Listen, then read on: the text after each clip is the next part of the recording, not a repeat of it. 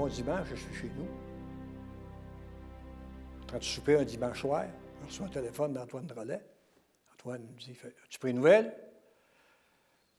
Non, je lui dis, pas pris une nouvelle. Camille a démissionné. Il dit, pardon? Camille a démissionné. Il y avait un congrès à la Sarne, l'après-midi, puis il a donné sa démission. Mais il dit, ça se peut pas. Il dit, oui, puis il dit, prépare-toi, les journalistes vont téléphoner.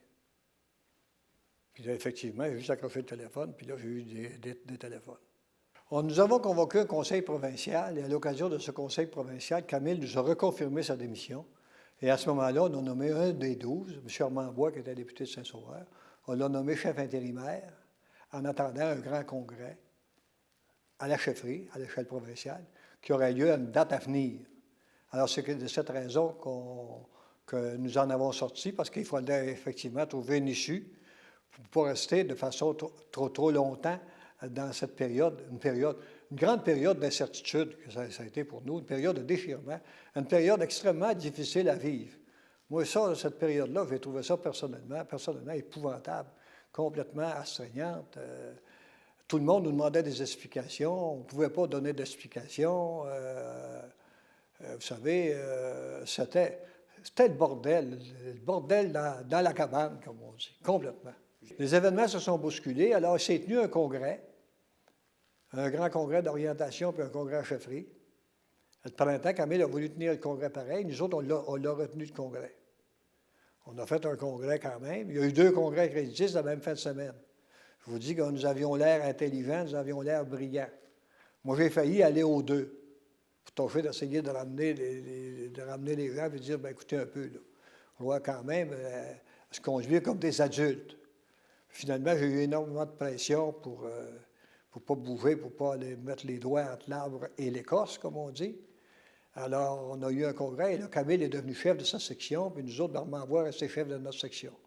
Alors, on n'était que 12, nous étions que 12, 11 à cause de l'absence de M. Dumont. On était rendus avec 2 chefs, imaginez-vous. Alors, quand on est venu à l'automne à réussir à faire une petite fusion, là, on a convenu d'une date d'un vrai congrès au leadership pour le printemps 73. Puis là, on s'est dit, bien, au moment donné, on va donner la chance à tout le monde. Là, on a ouvert la porte à Camille. Camille, présente-toi. Ceux-là qui voulaient présenter Yvon Dupuis, bien, on dit, on va présenter Yvon Dupuis au congrès, au leadership qu'on va faire au début de février 1973. Vous savez, le fameux congrès qui avait réuni près de 5000 personnes. Alors, au fur et à mesure que la date du congrès s'approchait, on préparait nos exécutifs de comté, nos associations de comté, pour tâcher de nommer des délégués, s'organiser pour avoir une bonne délégation au congrès, puis, en somme, restructurer le parti, renforcer nos structures, puis mieux nous organiser.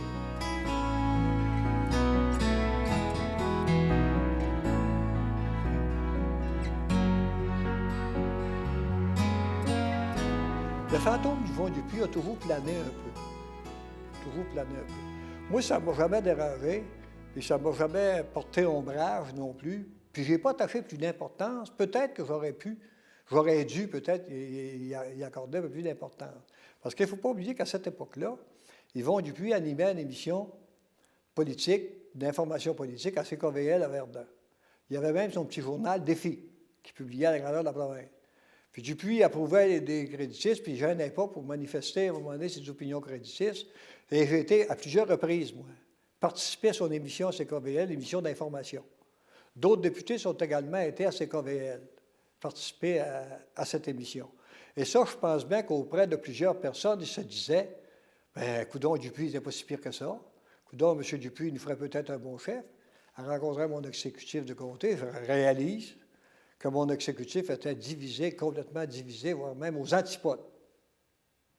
Il y avait les pro-Dupuis qui étaient devenus des anti-Sanson, puis il y avait les pro-Sanson qui étaient des anti-Dupuis. Alors, on ne peut même pas envisager un regroupement le lendemain des élections s'il y en a un des 2 qui gagne. Mais moi, mon organisation divisée en 2, ça voulait dire que ma carrière politique était terminée aussi. Je ne pourrais jamais faire une campagne électorale avec une organisation divisée en 2, parce qu'il ne fallait pas que je sous-estime la force de nos adversaires, surtout le Parti libéral. Alors, je vais voir de mes amis, de mes conseillers, des gens de bon conseil, qui n'étaient pas dans le parti, ce n'étaient pas des créditistes, pour leur demander quoi faire, leur soumettre mon problème, mes inquiétudes, tout ça. Et c'est à ce moment-là que les gens m'ont suggéré de me présenter également à la chefferie. Parce que moi, c'était pas prévu. C'était même pas prévu au tout début que j'aille député. Alors, me présenter d'un congrès à la chefferie, c'était loin d'être prévu non plus. Alors, je n'avais pas un sou pour me lancer dans une campagne à la chefferie.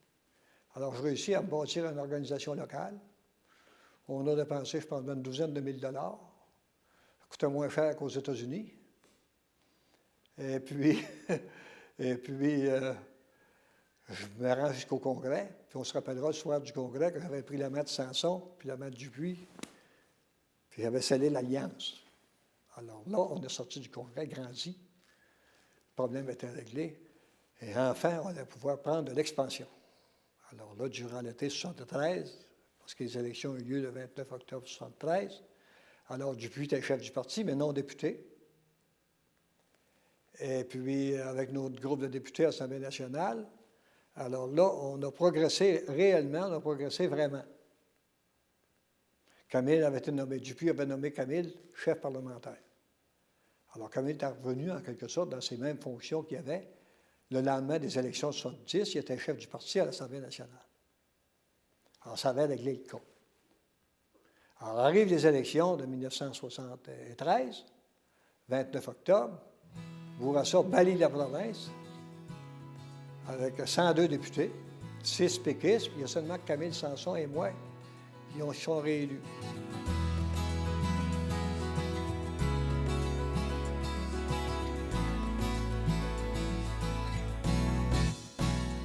Moi, c'est mon exécutif de comté qui avait accepté que je prenne la présidence du parti. Je n'ai pas voulu l'accepter sans que mon exécutif de comté se fasse une entente avec l'exécutif du comté de Rouen-Noranda et le groupe de Camille. Là, il y a eu des accords, puis ça a été signé. Le poste de chef suspendu 2 ans.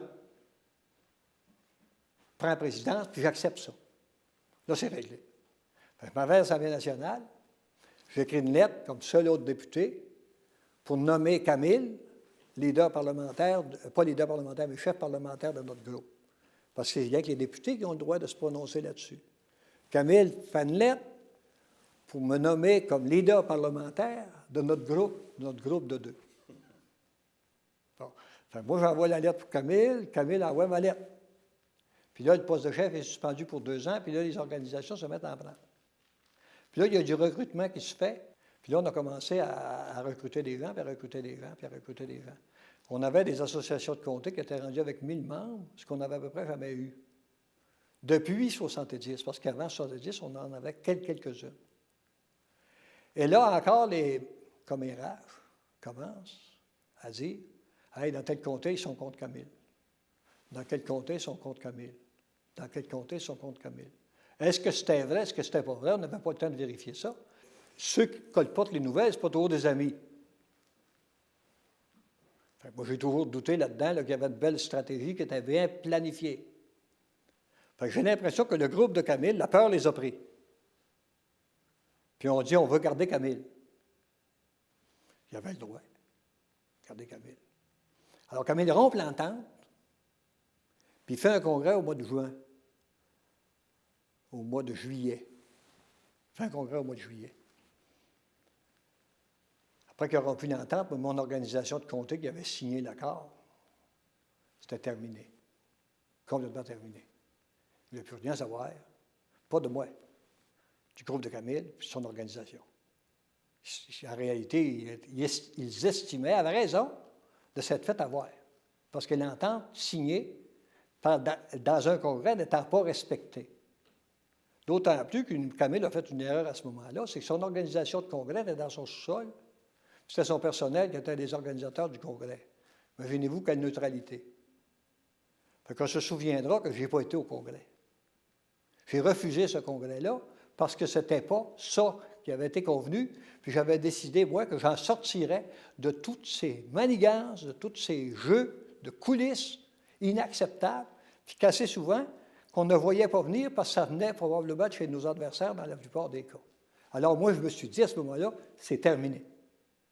Je ne vais pas au congrès, je reste dans le parti, je termine mon mandat comme créditiste, mais fini. Alors, ça a été ma décision. Chose curieuse, c'est que dimanche, quand le congrès a eu lieu, j'étais passé le dimanche avec mon père. pour le regarder à la télévision, puis il est décédé subitement durant la semaine. De sorte que si j'avais été au congrès de Camille, il ne l'aurait même pas vu.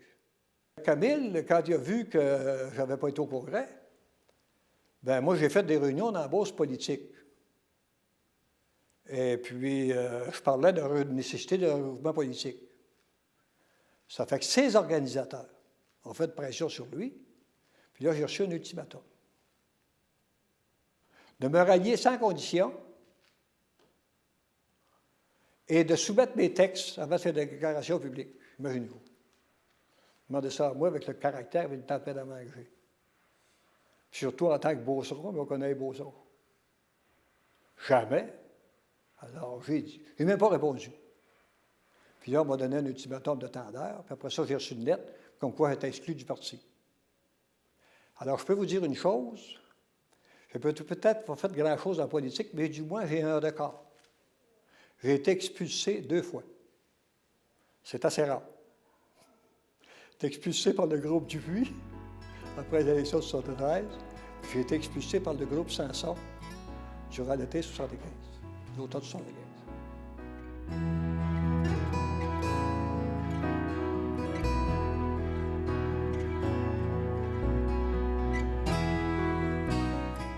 Ça fait qu'à un moment donné, Jérôme Choquette démissionne du Parti libéral. Maurice Bellemare s'était fait élire en femme. On se retrouve 3 députés d'opposition. Dans l'opposition, mais des députés indépendants dans l'opposition. Ça fait qu'à un moment donné, on a parlé de nécessité de regroupement. Alors, moi, je fais un sondage de terrain chez nous, dans la Beauce. J'invite Clément Vincent à une assemblée politique dans la Beauce, publique, et Jérôme Choquette. Un bleu, un rouge et un créditiste. Pas les 3 couleurs du drapeau français, mais on aurait pu en faire un autre. Alors, une assemblée d'enthousiasme, salle remplie à pleine capacité, les gens avaient décoré la salle, on veut du neuf, on veut du neuf, on veut du neuf. Alors là, moi, on a décidé à un moment donné qu'on était en train de faire un regroupement politique. Alors, Jérôme était d'accord. M. Bellemare était d'accord. Mais M. Bellemare, c'est toujours été M. Bellemare. Et là, il y a même eu un protocole qui a été signé entre l'Union nationale et le Parti national populaire. Les signatures sont officielles, le protocole est conservé dans les archives nationales. Moi, j'en garde une copie de ce protocole-là parce que je me dis que c'est une page politique qui a été écrite. Et là, on commence une tournée au Québec pour voir comment ça serait perçu par la population. Alors là, avec Rodrigue Biron, moi-même, tous les deux, on va dans le comté de Dorchester, à Lac-Etchemin, pour faire une première assemblée publique annoncée régionalement, là, très fortement. Une assemblée monstre, un accueil incroyable. J'ai dit à Rodrigue en sortant de là, j'ai dit, on l'a, attends. La formule, j'ai dit, je pense qu'on l'a, continuons dans ce sens-là, on est bien. On répète l'exploit. Dans le comté de Nicolette, une assemblée monstre, une réunion d'enthousiasme extraordinaire, puis on en prépare un autre pour Drummondville. Dans l'intervalle, M. Bellemare dénonce Jérôme Choquette en pleine télévision, en pleine radio. Jérôme ne voulait plus rien savoir. Ça fait que là, l'entente a été rompue. Puis là, l'Union nationale s'est organisée de son côté et nous avons développé le Parti national populaire. Puis là, les élections du 15 novembre 1976 sont arrivées avec les résultats qu'on connaît.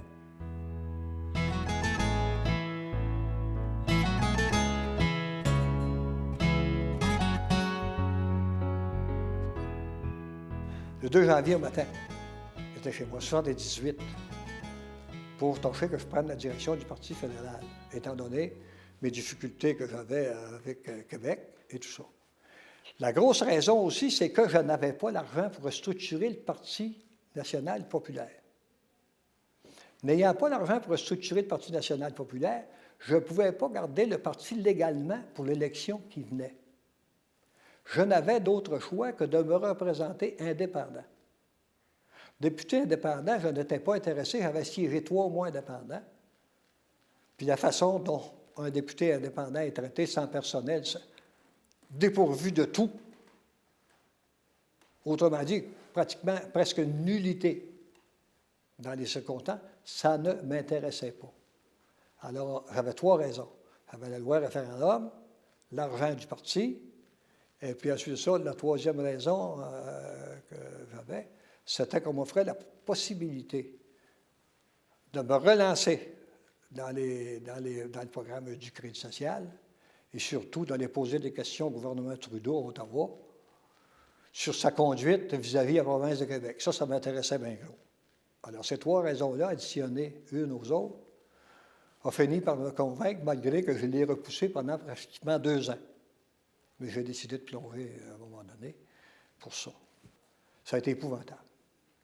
Je suis arrivé là comme un chien dans un jeu de quilles. J'aurais été habillé d'une peau de moufette et ça n'aurait pas été pire. Tout m'a été bloqué. Jusqu'à le droit de parole à la Chambre des communes, jusqu'à mon siège à la Chambre des communes. Pour commencer, quand je suis arrivé à Ottawa, pour le moment de vous dire qu'ils n'ont pas déroulé le tapis rouge, ni le tapis vert. Il a fallu que je me débrouille comme je peux. Je me lève pour poser une question à la Chambre des communes. L'orateur ne me voit pas. Je me relève une 2e fois, l'orateur ne me voit pas. Je me relève une 3e fois, l'orateur ne me voit pas. Il nous avait reconnus avant, par exemple, parce qu'il y avait eu des motions, puis il y avait eu des fautes de procédure. Là, il n'y avait pas eu de problème. Mais quand est arrivée la période de questions, je ne connais pas. Ça fait dit à M. Lambert, que j'avais nommé leader parlementaire, rencontrer l'orateur, puis demander-lui qu'est-ce qui se passe. Puis il rencontre l'orateur, il dit, écoutez, il dit, on est en discussion à l'heure actuelle avec le Parti libéral puis le NPD pour savoir quel statut que vous allez occuper à la Chambre des communes. M. Lambert vient me faire part de ça. J'ai dit, quel statut? Ils n'ont pas besoin de se poser des questions. La loi électorale a été élue. Puis à part de ça, s'ils ont des choses à décider, c'est de décider avant que le Parlement soit convoqué. Là, ils vont discuter dans le temps que la Chambre procède. Puis j'ai dit, c'est pas décidé. Puis parce que c'est pas décidé, on n'est plus là. On n'a pas de droit, nous n'avons aucun droit. Ça fait qu'il n'y avait rien à faire.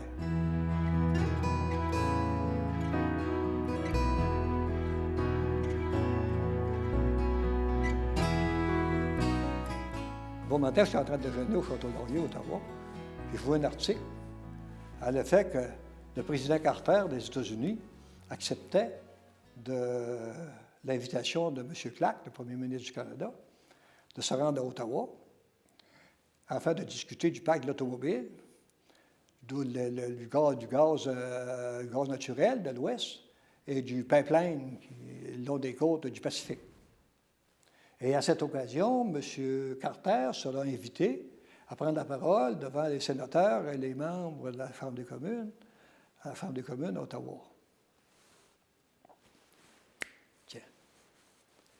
Ça fait que j'arrive à mon bureau, je rencontre M. Lambert, je dis, on a l'occasion, là, ça va provoquer un débat, ça, il faut qu'il fasse une motion, parce que c'est un non élu. La reine, on ne peut pas l'empêcher de parler, mais c'est la seule. Tous les non-élus qui parlent, les chefs d'État ailleurs, ça prend une motion qui requiert la majorité des députés au moins, mais surtout l'unanimité. Pas de motion. Mais une motion, c'est trois lectures. 3 lectures, c'est 3 jours consécutifs, à moins d'un consentement unanime. Mais ça, c'est certain que notre consentement unanime, il ne l'aurait pas. La dernière journée, la 3e, Walter Baker m'envoie un papier par un messager à mon pupitre, comme quoi je suis invité à signer le papier pour autoriser le président des États-Unis, M. Jimmy Carter, à prendre la parole dans la Chambre des communes, la motion continue, que son discours soit inscrit dans l'ensemble de la Chambre des communes, etc., etc., etc. Je relis ça 2 fois, je regarde le type, je lui donne le papier, il dit « Va dire à M. Baker que c'est non. » Puis s'il ne comprend pas le français, c'est no, N-O-No. Comprend ça, no, là? Va lui dire que c'est no. J'ai dit, si nous autres, on n'a pas le droit de parler dans la Chambre des communes, les étrangers ne parleront pas non plus, quel qu'il soit. Réglez notre problème, donnez-nous nos droits à la Chambre des communes, qu'on peut parler, poser des questions, puis faire partir des motions, puis faire partie des commissions parlementaires. Je laisse signer votre papier. Mais si on n'a pas ces droits-là, je ne signe pas. La panique générale. J'ai su par la suite, parce que le lendemain matin, à 10 heures, l'orateur de la Chambre, M. James Jérôme, me téléphone, qui voulait me voir à 11 heures. Je me précipite à son bureau, il n'est pas refusé. Hein? Alors, il me précipite à son bureau. Puis là, il me dit qu'il avait siégé tard hier soir. Il avait discuté de notre mandat, puis il avait trouvé une solution. Je vais annoncer la solution que nous avons prise, la décision que nous allons prise. Après la période des questions aujourd'hui à la Chambre des communes, ça sera inscrit dans le journal des débats et ça fera partie de la loi. Nous connaissons nos droits, on a le droit de parler, puis tout ça. Puis là, j'ai dit, c'est le papier. Durant la nuit, en Iran, les gens de l'Ayatollah s'en parlent, l'ambassade américaine, renferme 125 ressortissants américains, même il y avait des Canadiens parmi eux. La Révolution. Le lendemain matin à 9 h, M. Carter a envoyé un télégramme comme quoi sa visite était annulée. Mais nous autres, on avait gagné notre droit de parole. On ne me l'a jamais pardonné.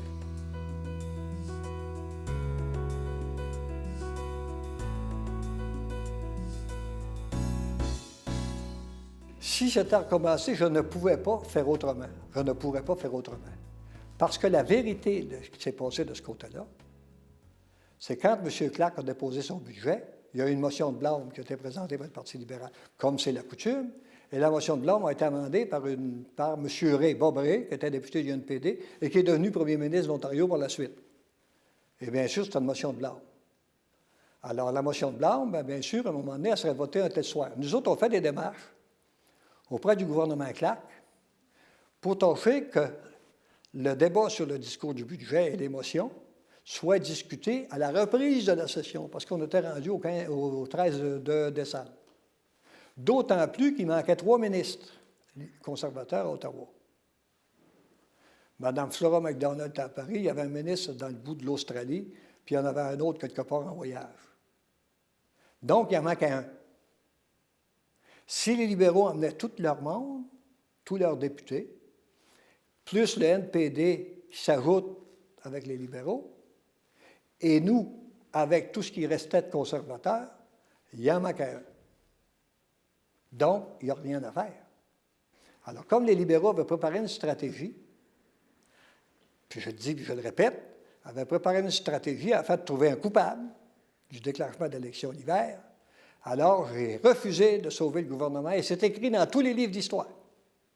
Achetez les livres sur ce qui s'est passé à Ottawa le jeudi soir, le 13 décembre 1979, Fabien Roy a refusé de voter et a contribué à la défaite du gouvernement, ce qui est faux.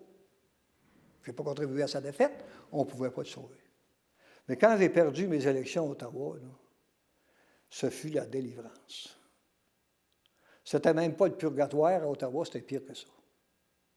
Je suis arrivé chez nous le lendemain matin et j'ai dit, ouf, libéré. C'est ça que j'ai dit. Ça va surprendre beaucoup de gens, mais intéressé à retourner à Ottawa. J'ai dit que dans les mêmes circonstances, j'y retournerais, mais aujourd'hui, il n'y aurait pas d'argent pour me faire retourner à Ottawa, parce que je serais un des partisans, moi, de refaire ce pacte constitutionnel. Vous savez, dans un tiers parti, d'abord, on n'a pas de caisse électorale. Nous autres, les créditistes, on n'a jamais eu de caisse électorale.